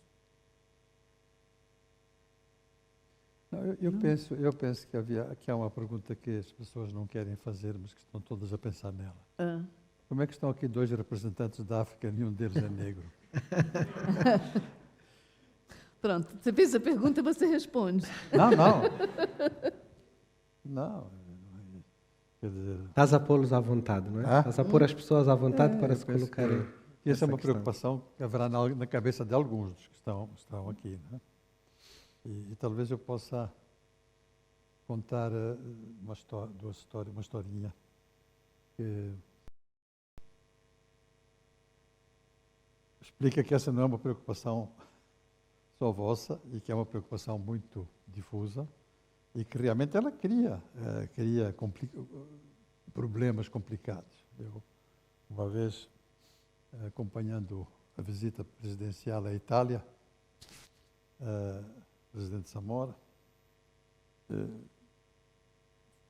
fiquei para trás, porque tinha algumas coisas para fazer, fiquei para trás e perdi-me da comitiva. O presidente saiu mais cedo, perdi-me. E então arranjei um táxi e corri para o aeroporto, o primeiro táxi que passou, que era um táxi muito velho, e corri para o aeroporto para me juntar à comitiva, senão ficava lá em Roma. E cheguei, era o aeroporto militar, eu cheguei, tinha um guarda, um sentinela, que me mandou parar. Eu desci, eu estudei na Itália durante 5 anos, eu falava muito bem italiano naquela altura, e desci do carro, e ele perguntou-me, quem é você? Eu disse, não, eu sou ministro da delegação moçambicana e venho me juntar ao meu presidente. Ele olhou para mim com um ar desconfiado, penso que pegou no fuzil com mais energia, pensou que deve ter-me confundido com um jornalista, com uma coisa qualquer.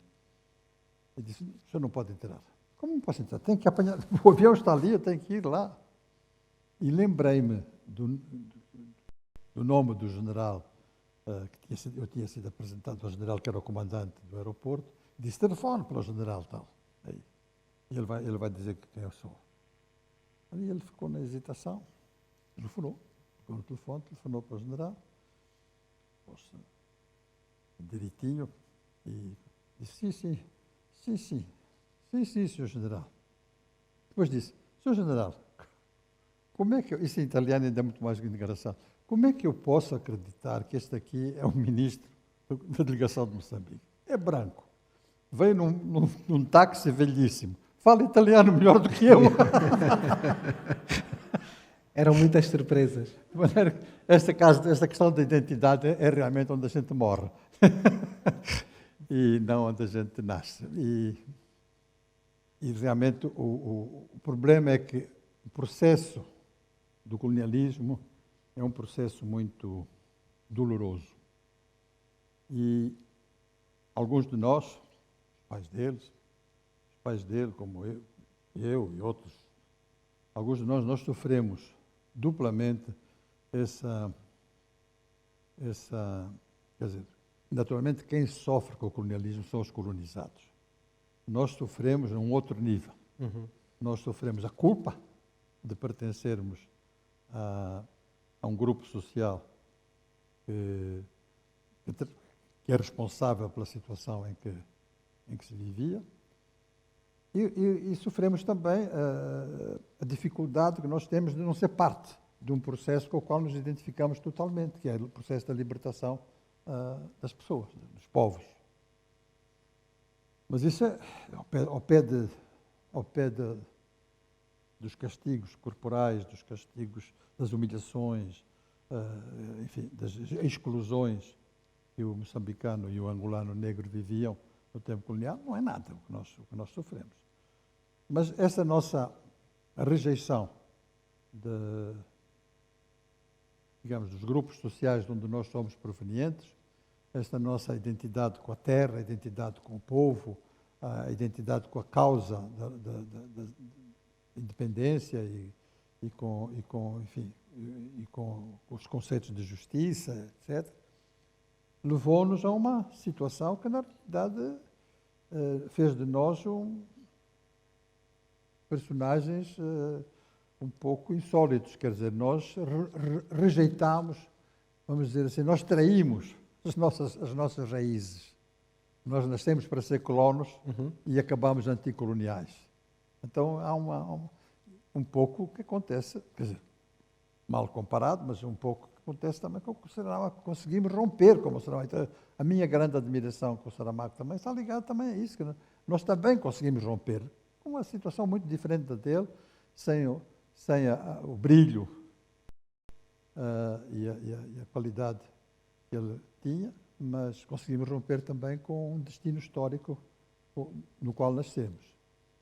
Isso faz de nós aceitos, quer dizer, nós somos aceitos nos nossos países como cidadãos de pleno direito.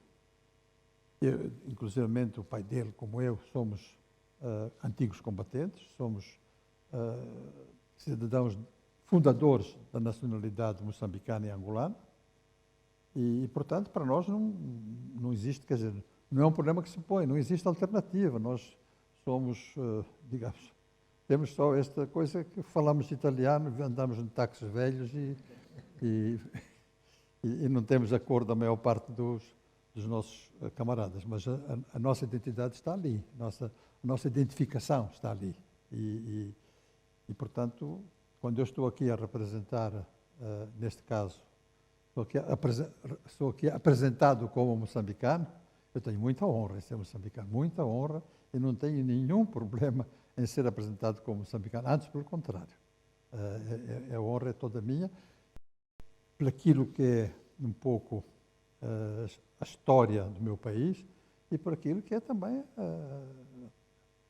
a generosidade de uma sociedade que soube fazer de mim um cidadão daquela nacionalidade, daquele país.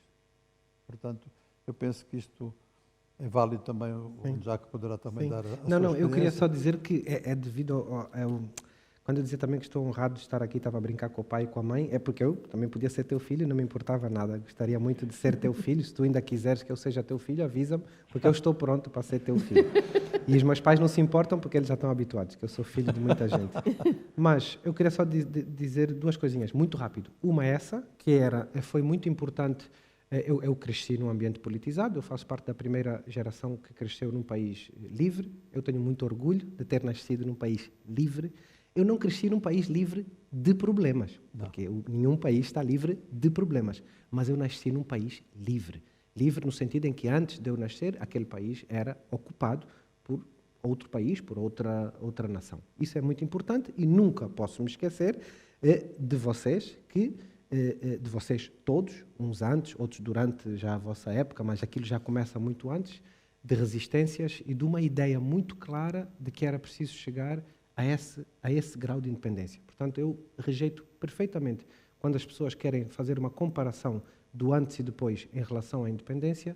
Eu cresci, felizmente, com essa lucidez desde criança, porque eu tinha enormes discussões com um cozinheiro que trabalhava na nossa casa, porque ele tinha outras ideias políticas em relação à ocupação portuguesa, e curioso é que eu lhe dizia coisas que às vezes ele não queria ouvir. E tinha que ter muito cuidado, porque a minha mãe dizia, cuidado a falar com o camarada Antônio é mais velho. Eu dizia, mãe, é mais velho, mas não pode estar a dizer certas coisas dos portugueses e dos negros, da ocupação e disto, que naquele tempo isto, naquele tempo aquilo, quando ela dizia, sim, mas tens que falar com calma. Mas não me proibia de falar, porque aquilo também era interessante, não é? Ver uma criança clara, filha de revolucionários, a defender uma coisa, um senhor mais velho, negro, a defender outra coisa, os dois a falarem ali na cozinha. Isso é interessante, não é? Do ponto de vista humano, sociológico, antropológico. Portanto, eu acho que é muito bonito essa coragem, e muitos de vós, eu sei que vocês abdicaram de muita coisa, teria sido muito fácil para alguns terem ficado na Europa, terem optado por outras vidas, não é? E vocês tinham um compromisso que vos chamou, que vos falou mais alto. E isso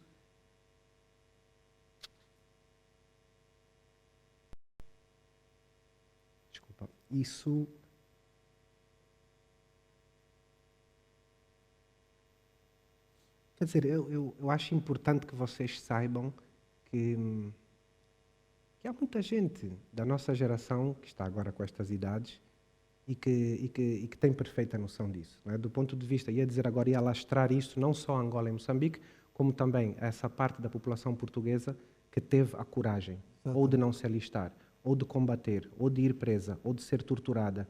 E isso é preciso muito respeito por essas pessoas que em Portugal não caíram no facilitismo de dizer, sim senhor, vamos lá à guerra, Portugal é isto. Isto é preciso, é muito bonito, não é? Por um lado. Por outro, toda esta questão que estávamos aqui a falar, envolvendo Saramago e tudo mais, é a questão da não simplificação das coisas. É só isso que nós pedimos. Nós, agora estou a falar, nós, talvez os moçambicanos também, a nossa geração jovem de angolanos, o que nós pedimos é não simplifiquem as coisas assim. A guerra é isto, vocês era aquilo. Não, a situação da Angola, de Moçambique e do continente africano em geral é tão complexa que nunca pode nem deve ser simplificada, explicada de modo simplista. É só isso que a gente pede. Alguma abertura e alguma calma para dizer, vamos falar sobre isso. E a pessoa diz, tem tempo para falar sobre isso? Não é em 5 minutos. Porque estas pessoas não andaram a vida toda para depois estarmos aqui 5 minutos a resumir. Era isso. Bom.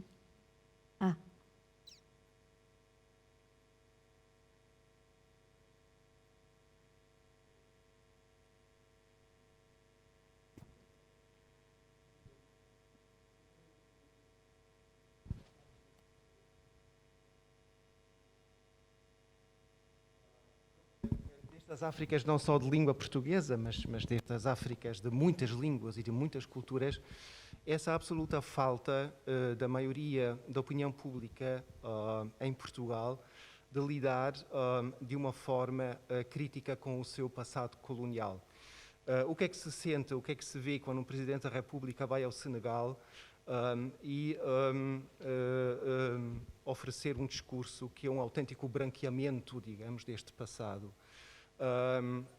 O que é preciso para que haja, e retomo uma palavra que aqui se disse no primeiro dia, já não me lembro do nome da senhora, o que é preciso para que haja um saramagaço, ou seja, digamos, uma intervenção, uma palavra de ordem, não é? Ou seja, digamos, é que que os meios de comunicação social em Portugal barrem, digamos, estas vozes que imagino que existem na África, porque isso deve ser uma coisa incompreensível, não? Ou seja, digamos, que Portugal é totalmente incapaz de fazer um trabalho de memória em condições.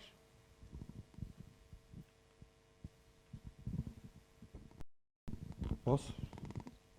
Eu penso que não é incapaz. Eu penso que há um trabalho de memória que está a ser feito. Simplesmente é feito por uma minoria à qual não tem acesso, digamos assim, à divulgação do trabalho que está a ser feito. Tenho aprendido muito sobre mim e sobre o meu país, do trabalho que é feito por cientistas sociais portugueses, cientistas sociais e outros portugueses, e devo dizer que olho com muito respeito a isso.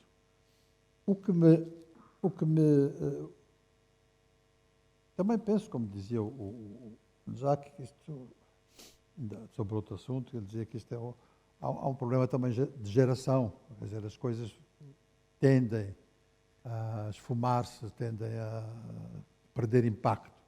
Mas o que eu penso é que a ação do Estado Novo, do salazarismo, esta identidade entre pátria e império, foi uma grande vitória do Estado Novo. Quer dizer, eles conseguiram realmente plantar bem fundo na sociedade portuguesa, e então as pessoas não podem pôr em questão o império porque sentem-se traindo a pátria. O que não tem, antes pelo contrário, pôr em questão o império é exatamente salvar a pátria.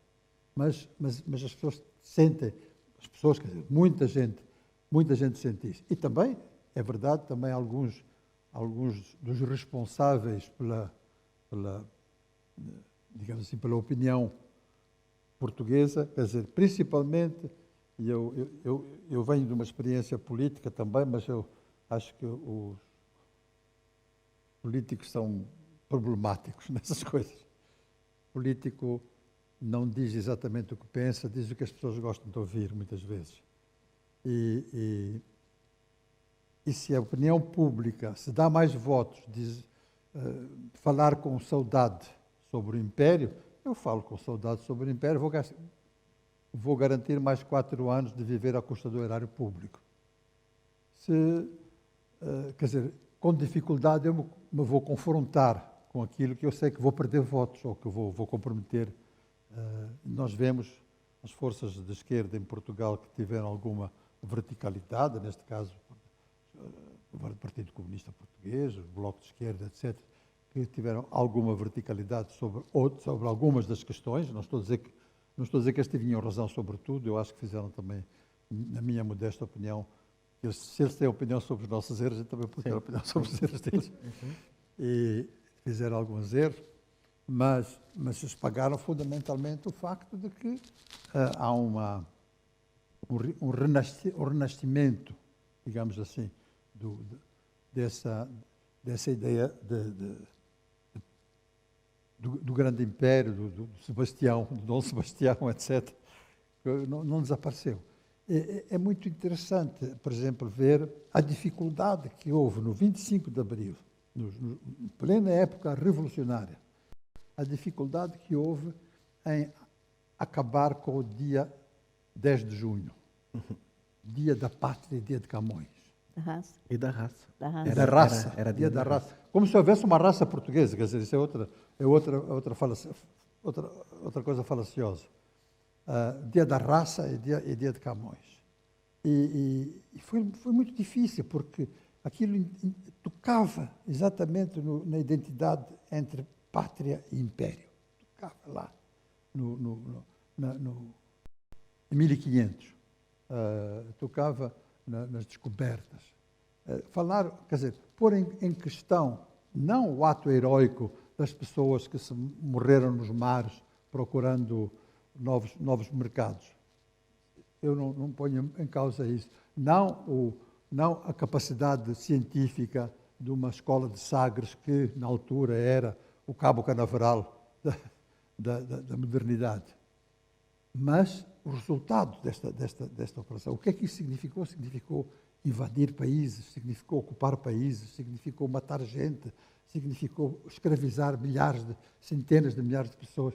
Quer dizer, eu não posso falar das descobertas como uma coisa impoluta. Eu tenho que ressaltar aquilo que são as grandezas do ato histórico, da missão histórica, mas situá-la exatamente dentro da história da modernidade. E dizer, bom... E trouxe consequências, não é? Trouxe consequências. Trouxe consequências. Estamos a lidar com elas. Muito grandes. Quer dizer, a África, o facto que eu disse, a África tinha impérios que em 1500, quando os primeiros navegadores chegaram, há relatos dos holandeses, etc., que encontraram cidades muito mais desenvolvidas do que Amsterdão, do que Lisboa,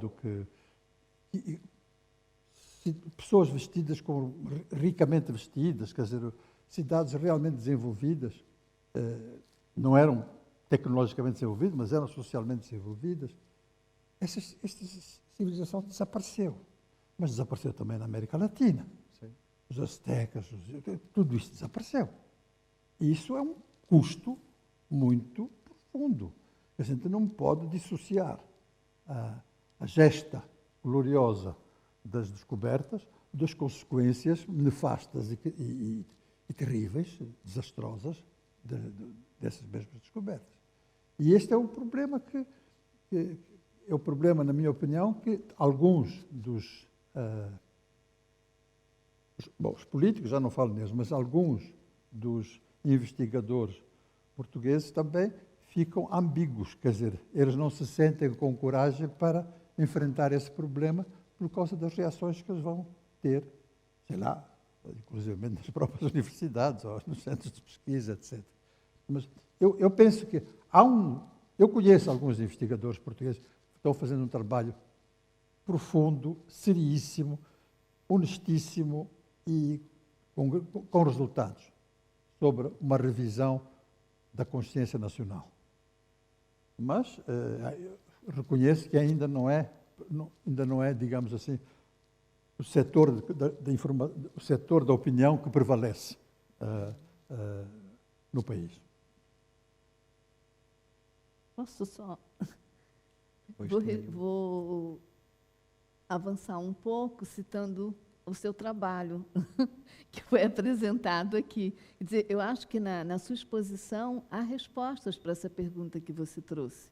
Não é? Há outras vozes que têm se levantado, de artistas, de escritores, de ativistas, que estão colocando o país diante de uma questão fundamental, quem são os portugueses hoje?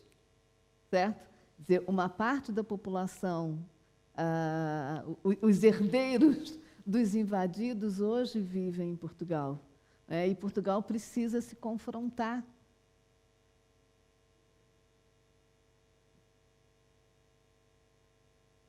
Uhum. Sim. Uhum. Exato. Sim.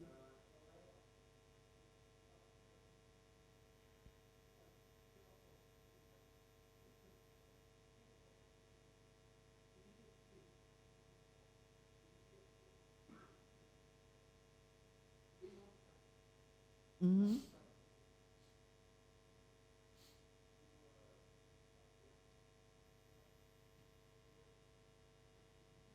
Uhum.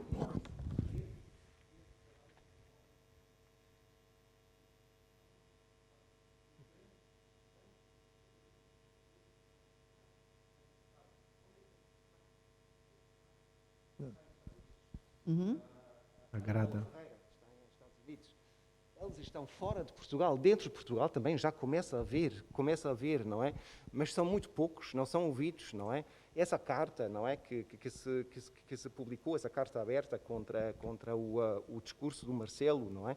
Foi assinado por um número de pessoas que, claro, que já têm alguma voz, mas são muito poucos, não é? E não sei se realmente estão a ser ouvidos, não é? Essa carta já não teve tanta repercussão. E por isso creio que a África, não sei, ou seja, claro, o meu lugar de fala é muito precário. Eu não, mas eu gostava de saber se vocês não acham que as Áfricas deviam levantar mais a sua voz. Eu posso?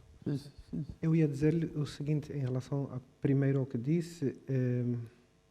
Veja, a revisão intelectual, mental e social e uma reflexão nacional sobre essa questão em Portugal, ela tem que ser feita pelos portugueses.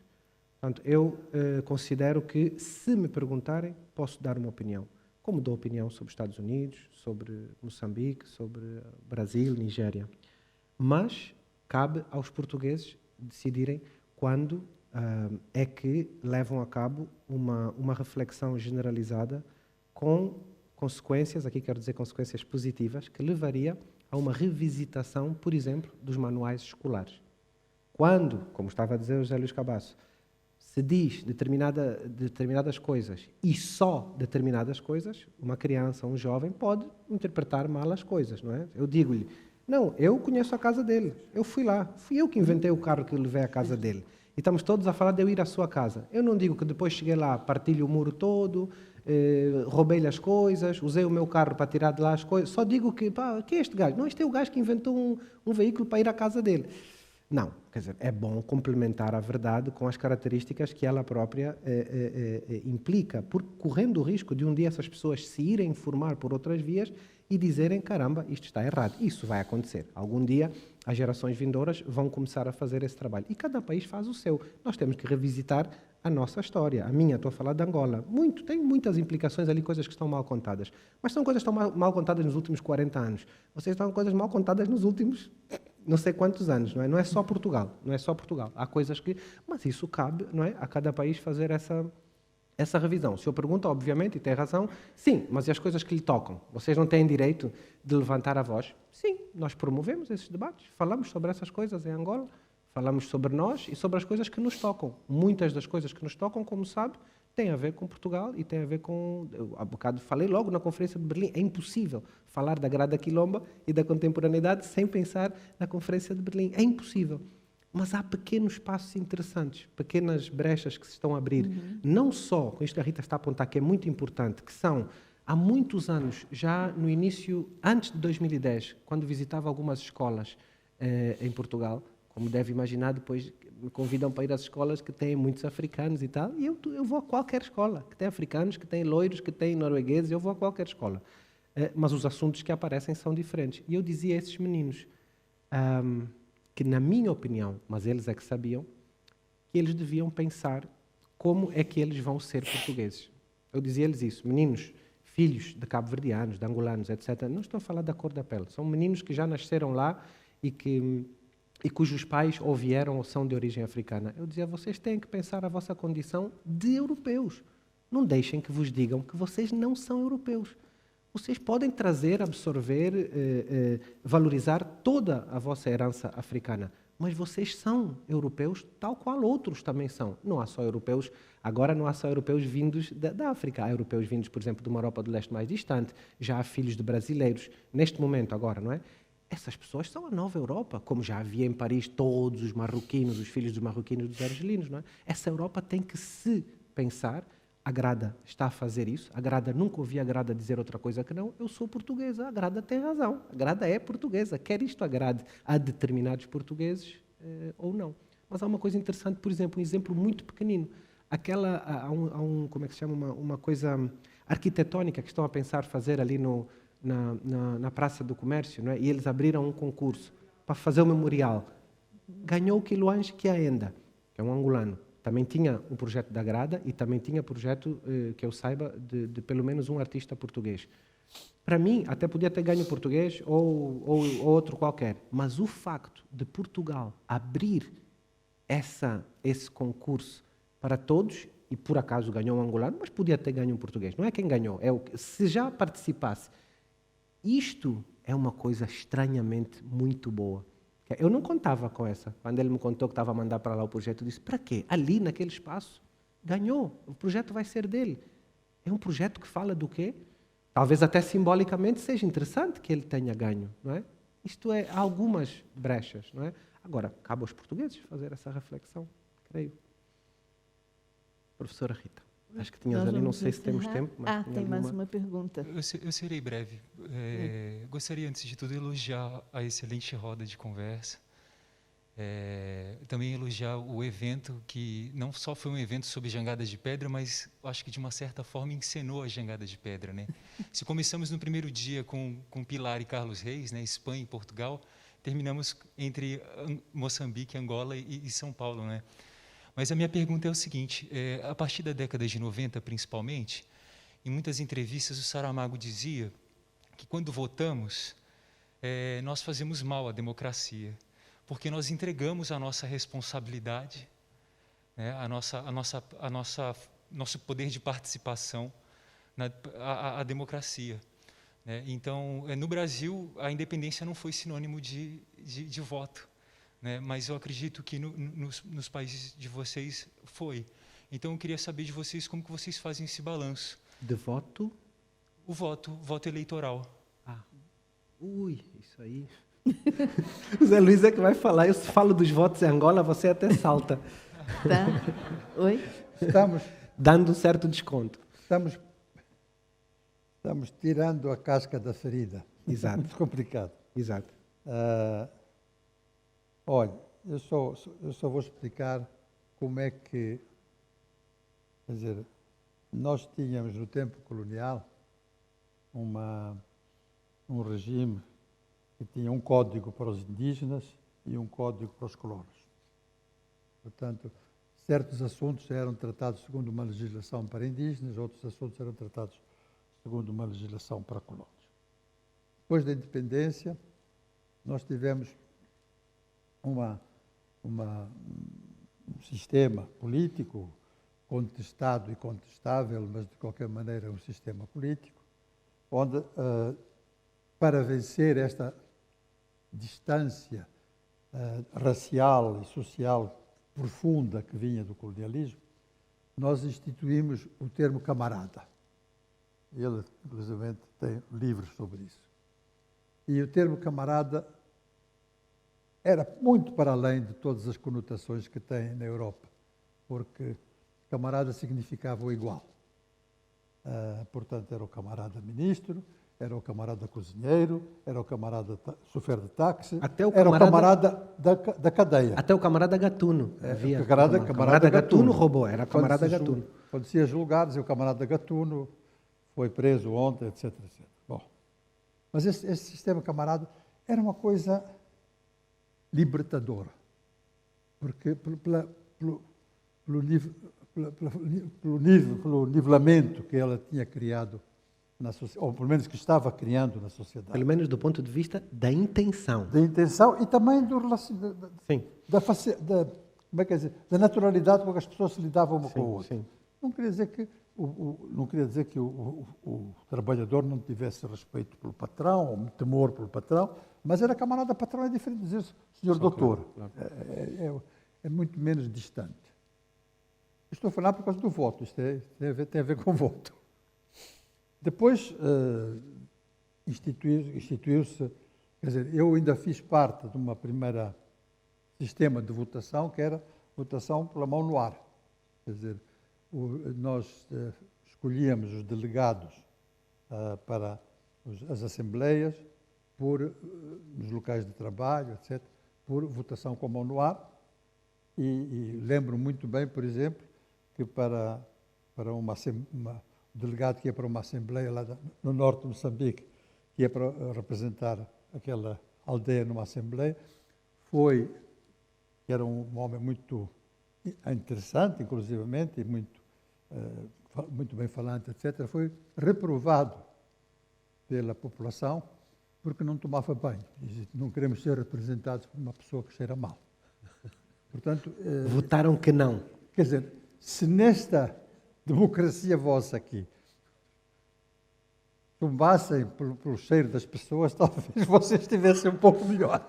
Mas isso é outra coisa, não tem nada a dizer com isso. Mas, e depois veio o sistema da democracia formal, como copiada dos modelos europeus, sem nenhuma inspiração africana, mas com um pequeno truque. É que a gente elege por voto universal, secreto, não sei como é que chama aquilo tudo, para todos os escalões, onde a gente nomeia deputados e vereadores e não sei o quê, que nunca dão relatório das suas atividades, e depois nas aldeias, que era onde a gente poderia aprender a democracia, que é onde a gente tem a nossa pequena comunidade, tem os chefes, tem as pessoas que a gente que tratam da nossa vida do cotidiano. Aí o sistema é tradicional, é a fatura tradicional. Aí é feudal. Feudal que não é feudal, mas quer dizer, para explicar bem na Europa, aí o sistema é feudal. Portanto, aí não há democracia. Eu, com o meu voto, não posso mudar, quer dizer, eu com o meu voto posso mudar quem não conheço, mas não posso mudar quem eu conheço. Então, se isto não é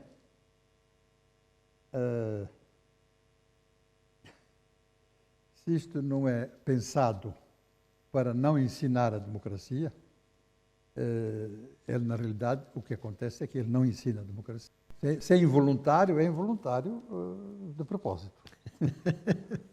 Porque, quer dizer, a escola da democracia é ali na aldeia, é ali na comunidade pequena, é ali que eu sei que este senhor não trata da minha vida, não resolve os problemas a minha comunidade está suja, a minha comunidade, a saúde não está bem, o enfermeiro não é bom, quer dizer, ele não trata dos meus problemas.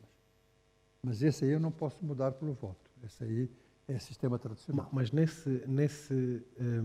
nessa questão que estás a colocar, uma coisa que é antiquíssima faz ponte com uma coisa que está a ser moderníssima, que é a participação mais dinâmica, mais ativa, mais local, não é? Uma espécie de democracia participativa que às vezes a aldeia tem e sempre teve. Embora também tenha o chefe é chefe. Independentemente da regulamentação. Sim, e da regulamentação política, não é? Em Angola não cabe aqui agora, não podemos abordar. A votação de Angola era outro congresso. Era outro congresso. Bom, obrigada a todos. Eu quero mais uma vez agradecer o espaço que foi aberto para as Áfricas, não é? E queria só lembrar que, respondendo ainda à questão do Saramagaço, eu acho que é muito importante que a gente possa contar com homens como o Saramago, mas que é muito triste, não é, depender desse tipo de intervenção. Então, eu acho que nós tivemos esse dilema. Agradecer profundamente a disponibilidade do Saramago, e eu penso que é importantíssimo agradecer a inspiração que a obra do Saramago, né, nos traz, mas é pensarmos sempre que não é só hoje, na mesa de manhã, falou-se no neofascismo. Nós temos que estar muito atentos ao neofascismo e alguns progressistas, né, que acabam por, digamos assim, por pretender convencer-nos, não é, da vantagem de alguns instrumentos que não são vantajosos para nós. Não é? Super obrigada à organização, não é? E, como eu disse, se foi difícil chegar a Barcelona, é sempre mais difícil sair. E o que eu vou fazer é uma ameaça, nós voltaremos. Obrigada. Obrigado.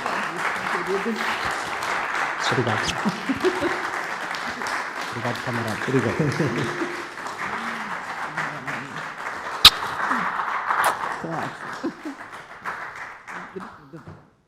Fica com o meu caderno que eu vou ao banheiro.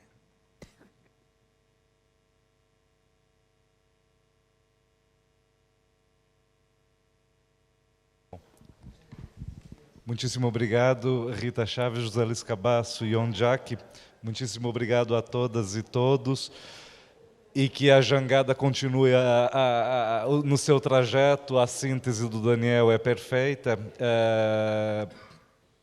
E que continuemos essa conversa. É uma conversa que nos permite sair daqui com mais ideias e certamente teremos novas iniciativas no futuro. Muito obrigado a todos e todas.